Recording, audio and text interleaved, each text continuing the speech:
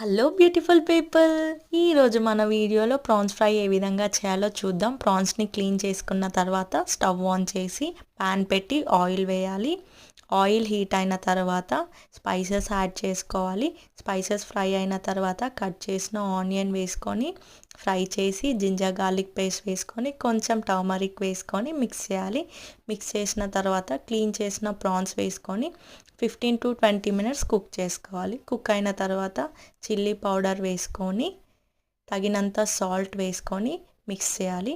మరొక 5 minutes lid close చేయాలి.